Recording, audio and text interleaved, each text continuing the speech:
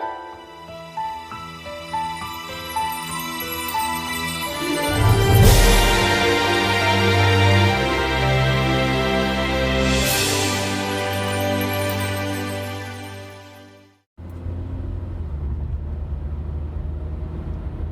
think I'm on. Yes. Hey, this is Chris, keeping it real, facts over fear. How you doing this morning? It's a very nice but chilly Wednesday morning. It is 38 degrees here in north central North Carolina. I mean, that's the two main norths there. So what's going on with the numbers with COVID-19? I've been thinking about that. Thought about yesterday. I thought about it a little bit more this morning.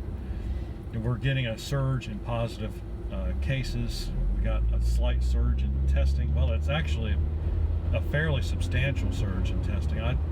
You know me. I hate to use hyperbolic words when I'm talking about this because, what we need to be is one person who commented on one of my videos, level-headed about things, and so I think that's a good way to approach it. So, trying to analyze and figure out the reasons why things are happening. Of course, part of the reason why it's so difficult to do that because you don't really know what's happening now until 2 weeks from now. I mean, not really. And then 2 weeks from now, we'll have a handle of what was going on today. But right today, we don't really have a real handle on it. So, but as far as the number of cases going up, and I will just use the word substantially. I think that's a fair word, right? I think part of the reason is that the CDC came out with a study in June, I believe it was. It said there were 10 unconfirmed cases for every confirmed case. In other words, there's people who weren't getting tested because, and this kind of plays into my whole theme here, they weren't getting tested because they didn't feel sick and there was really no reason to get tested. And so they came out just a few weeks ago that said that now it's 8 to 1. For every confirmed case, there are 8 unconfirmed cases. And I think what we are seeing now is we're seeing where that ratio, I don't even think that ratio is holding anymore. I think it's probably more like 5 or 6 to 1. And that's simply because I know you look at the news, you talk to family members, you ask them what they're doing, especially for Thanksgiving. One of the big things was, I don't know if I'm sick or not, but I'm going to go get tested, right? So that I can do my best to make sure that I'm not going to endanger relatives or friends or whoever I'm going to go see at Thanksgiving. And so we're seeing a lot more, I think, again, 2 weeks, right? I think what we're seeing is an erosion of that confirmed cases to unconfirmed cases.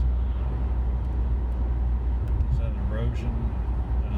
Anyway, the ratio is getting less. So like maybe now it's 4 or 5 or 6 to 1 rather than 8 to 1.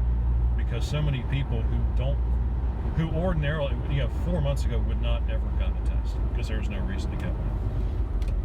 And so now they're getting one, and so that's causing the numbers to go up, and it's causing the number of positive cases to go up. Now, what it hasn't done is cause a substantial increase in the number of deaths just yet. And so, of course, that's another part of the 2 week deal. It's like, well, what happened today? Well, we'll know in 2 weeks. But I think, so in other words, what I'm really trying to say is, I'm not terribly concerned just yet. It's not time to get panicky. Again, that's what I try to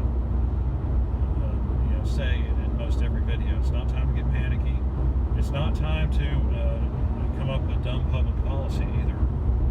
Government, state government, specifically the governor and the director of North Carolina Department of Health and Human Services. It's not time to do that yet. It's time to take a breath and see where the stats go.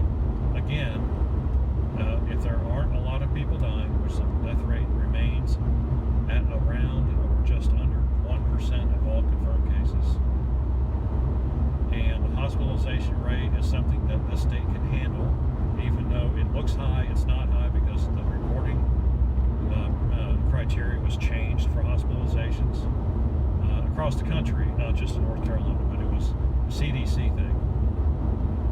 It's not time to panic yet. It's time to say, okay, well, let's just see where it goes. And in the meantime, everybody trust, please, state government, trust everybody to do what's reasonable. I am, right? I mean, I'm about as anti-mask as you can get. I said, well, I'll wear one. Just because, there's a slight infinitesimally small chance it might help somebody. I don't think it does, but I'm not going to say they're effective at all. No, but still, even if I'm doing nothing but making people feel better for no good reason, I'm willing to do that for a time, right? Until it becomes so apparent that they don't work, then the population of the country will let the elected officials know, and that will end. So anyway, just thought I'd run that by you, to not be concerned about it, and let's just see. I was thinking that the number of cases was going to start slow, was going to plateau, would start slowly declining. We did have a lot fewer cases yesterday. Of course, we don't trust day to day, although you can kind of look at week to week and say, well, which days are the heavier days for case reporting and which days are not. Tuesday is usually a low day, and this Tuesday was still quite a bit higher than last Tuesday, I think, or it was close. So anyway, it was high for Tuesday. And so Wednesday, we'll see what happens today, and then of course we have data dump Thursday, Friday, and Saturday, where everybody reports their stuff. Although it's apparently everybody's getting a lot better at it, because Sunday was that was a big number for a Sunday. But still, let's take a look at it and try to understand what could be the underlying causes of this, which is simply that more people who don't really think they're infected get tested, and it turns out they are. And I really do believe that that's the heart of this. Okay, I have rambled on way too long. This was supposed to be a short video, and it turned out, well, that's how it goes. Got any questions or comments, leave them in the section below. Like and subscribe. We appreciate when you do.